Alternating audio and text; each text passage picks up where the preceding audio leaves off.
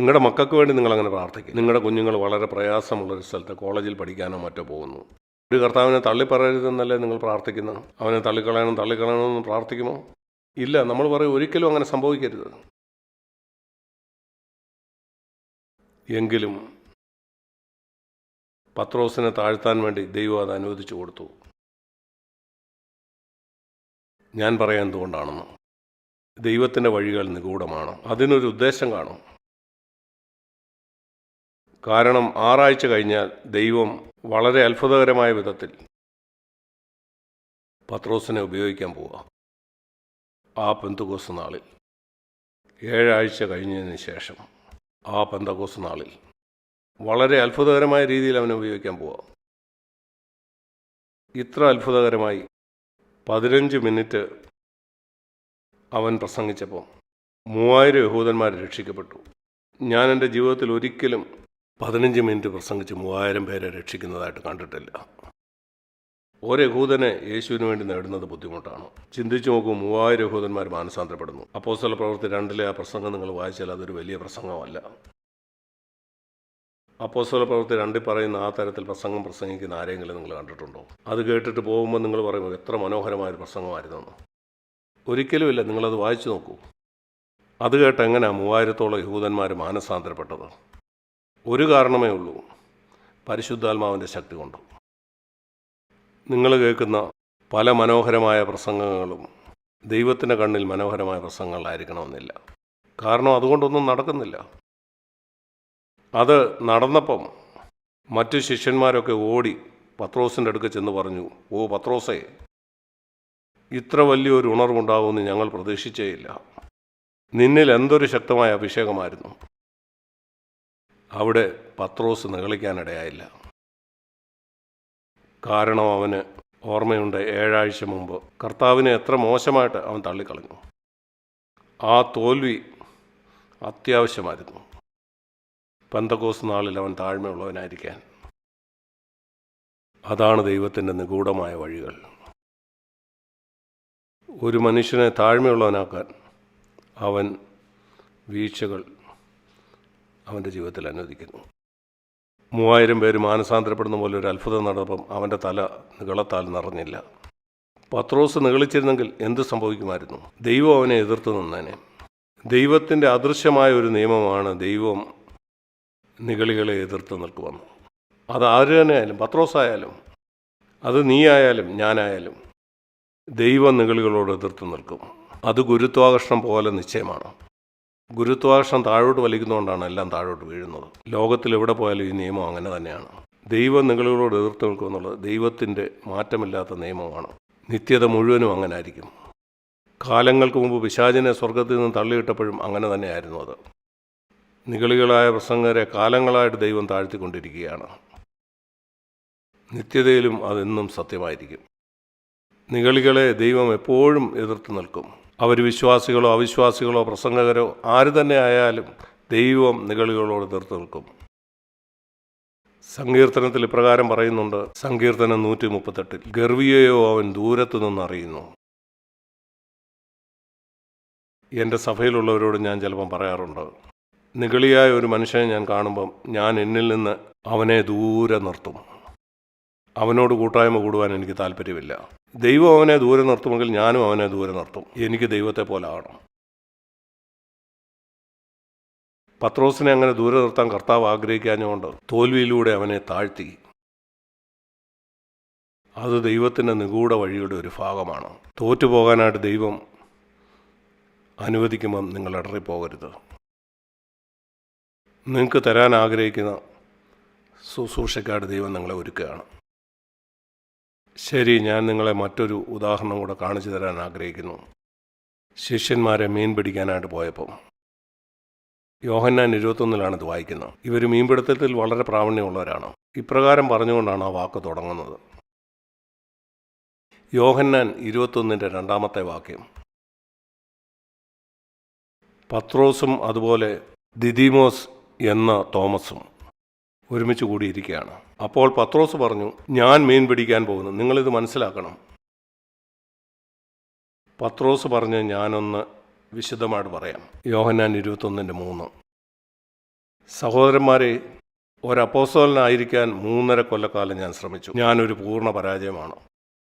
അതുകൊണ്ട് അപ്പോസ്തലനായിരിക്കുന്നത് ഞാൻ അവസാനിപ്പിച്ചു. ഇനി എനിക്ക് അതിന് ആഗ്രഹമില്ല. എൻ്റെ വിളി അതല്ല. എന്നാൽ ഒരു കാര്യത്തിൽ ഞാൻ സമർത്ഥനാണ്, മീൻ പിടിക്കുന്ന കാര്യത്തിൽ.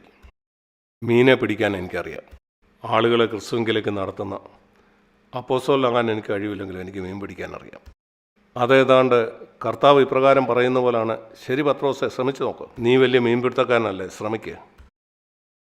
അവർ മറ്റു ചിലർ മീൻപിടുത്തക്കാരാണ്. അവർ പറഞ്ഞു, ശരി, ഞങ്ങളും വരുന്നു. അവിടെ നമ്മൾ വായിക്കുന്നു, ആ രാത്രിയിൽ അവരൊന്നും പിടിച്ചില്ല. 3-ാം വാക്യം. എനിക്ക് നിശ്ചയമാണ് മീൻ പിടിക്കാനായിട്ട് അന്ന് അവിടെ വന്നത് ഇവർ മാത്രമായിരിക്കുകയല്ല. ആ ഗലീലിയ കടൽത്തീരത്ത് താമസിച്ച പലരുടെയും ജീവിതമാർഗമായിരുന്നു മീൻപിടുത്തം. എനിക്ക് നിശ്ചയമാണ് പത്രോസ് മീൻ പിടിക്കാൻ പോയ ആ രാത്രിയിൽ മറ്റു പലരും മീൻ പിടിക്കാനായിട്ട് പോയിരുന്നു. അത്ഭുതകരമായ കാര്യം ഇതാണ്, മറ്റെല്ലാ മുക്കുവന്മാർക്കും മീൻ കിട്ടുന്നുണ്ട്. എന്നാൽ പത്രോസിൻ്റെ ബോട്ടിൻ്റെ അടുക്കൽ മാത്രം മീൻ വരുന്നില്ല. അത് അത്ഭുതകരമല്ലേ? ഒരു ക്രിസ്ത്യാനിയായിരിക്കെ നിന്റെ ചുറ്റുമുള്ള ആളുകളൊക്കെ അനുഗ്രഹിക്കപ്പെടുന്നു, നിനക്ക് മാത്രം അനുഗ്രഹം കിട്ടാതിരിക്കുന്നു. അതാണ് ഇവിടെ സംഭവിച്ചത്. അവർ ശ്രമിച്ചുകൊണ്ടേയിരിക്കുകയാണ്. 6 മണിക്ക് അവർ മീൻ പിടിക്കാൻ തുടങ്ങിയതായിരിക്കും. അർദ്ധരാത്രിയായി, ഒരു മീനുമില്ല. അവർ പിന്നെയും ശ്രമിച്ചുകൊണ്ടിരുന്നു. വെളുപ്പിനെ 4 മണിയായി. അവസാനം അവർ പറഞ്ഞു, നമുക്ക് നിർത്താം. അവർ പറഞ്ഞു, എന്തുകൊണ്ടാണെന്നറിയില്ല, ഒരു മീനും കിട്ടുന്നില്ല. മറ്റുള്ളവരൊക്കെ മീൻ പിടിച്ച് വളരെ മുമ്പേ കരക്കെത്തി. എന്തുകൊണ്ടാണെന്നറിയില്ല, നമുക്ക് മാത്രം ഒന്നുമില്ല. ദൈവത്തിൻ്റെ നിഗൂഢ വഴികൾ. അവൻ്റെ പ്രിയപ്പെട്ട മക്കൾ, അവരോടുള്ള അവൻ്റെ ഇടപാടുകൾ നിഗൂഢമാണ്. നീ അവൻ്റെ ഒരു പ്രിയ മകനാണോ? വളരെ വ്യത്യസ്തമായിട്ട്, നിഗൂഢമായിട്ടായിരിക്കും അവൻ നിനക്കായിട്ട് പ്രവർത്തിക്കുന്നത്. വളരെ താഴ്ന്ന നിലവാരത്തിൽ ജീവിക്കുന്ന ക്രിസ്ത്യാനികളുണ്ട്. അവർ ഗൗരവമുള്ളവരല്ല. RLCF-ൽ വരുന്ന നിങ്ങളിൽ പലരും ഇവിടെ വരാനുള്ള കാരണം നിങ്ങൾ ഗൗരവമായിട്ട് ക്രിസ്ത്യ ജീവിതം എടുത്തുകൊണ്ടാണ്. വളരെ താഴ്ന്ന നിലവാരം ഉള്ള ക്രിസ്തീയതയിൽ മനം മടുത്താണ് നിങ്ങൾ CFCയിൽ വന്നതെന്ന് ഞാൻ പ്രതീക്ഷിക്കുന്നു. കാരണം നിങ്ങൾ പൂർണ്ണ ഹൃദയമുള്ള ക്രിസ്ത്യാനിയാകാൻ ആഗ്രഹിക്കുന്നു. എന്നാൽ നിങ്ങൾ ചുറ്റുപാടും നോക്കുമ്പം മറ്റു പലരും നന്നായിരിക്കുന്നു. നിങ്ങളുടെ കാര്യം അങ്ങനെയല്ല. അവരുടെ ജീവിതത്തിലെല്ലാം വളരെ നന്നായിട്ട് നടക്കുന്നു. നിങ്ങൾക്ക് പല സംഘർഷമുണ്ട്. നിങ്ങൾ ചിലത് നന്നായിട്ട് ചെയ്യാൻ ആഗ്രഹിക്കുന്നു, ആത്യന്തികമായിട്ട് പല പ്രയാസവും നേരിടുന്നു. സത്യസന്ധമായിട്ട് ചെയ്യാൻ ആഗ്രഹിക്കുന്നു, എന്നാൽ പ്രശ്നങ്ങളാണ്. അതുതന്നെയാണ് നിങ്ങളിവിടെ കാണുന്നത്. അവിടെയാണ് ഇപ്രകാരം പറയുന്ന ദൈവത്തിൻ്റെ വചനം നിങ്ങൾ മനസ്സിലാക്കേണ്ടത്. എൻ്റെ പ്രിയ മകനെ, നിങ്ങളുടെ വഴിയല്ല എൻ്റെ വഴികൾ, നിങ്ങളുടെ വിചാരങ്ങളല്ല എൻ്റെ വിചാരങ്ങൾ. നീ ചിന്തിക്കുന്ന പോലല്ല ഞാൻ പ്രവർത്തിക്കുന്നത്. ഞാൻ നിന്നെ താഴ്മയുള്ളവനാക്കാൻ അനുവദിക്കും. നീ തെറ്റിദ്ധരിക്കപ്പെടാനായിട്ട് ഞാൻ അനുവദിക്കും. നീ നല്ല ഉദ്ദേശത്തോടെ ചെയ്യുന്നതാണെങ്കിലും നീ തെറ്റിദ്ധരിക്കപ്പെടും. മീൻ പിടിക്കുക എന്നുള്ള നല്ല ഉദ്ദേശത്തോടാണ് നീ പോയത്, എന്നാൽ നിനക്കൊന്നും കിട്ടിയില്ല.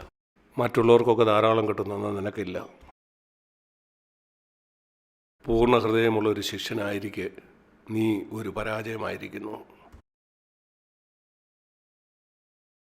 അതിനുശേഷം ദൈവം പറഞ്ഞു, അവൻ നമ്മെ അങ്ങനെ വിട്ടിട്ട് പോകുന്നില്ല. അവനൊരു പാഠം പഠിപ്പിക്കുകയായിരുന്നു.